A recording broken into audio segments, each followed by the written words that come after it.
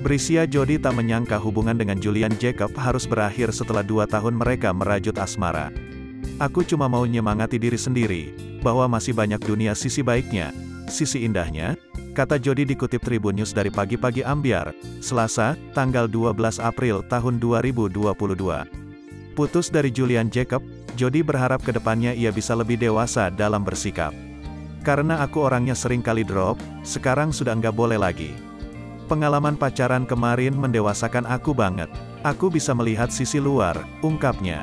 Namun, putus dari Julian Jacob membuat Jody merasa khawatir akan trauma menjalin hubungan asmara dengan orang baru. Bahkan, Brisia Jody takut tidak bisa jatuh cinta lagi. Aku takut nggak bisa sama orang lagi, takut nggak bisa jatuh cinta lagi, jelas Jody.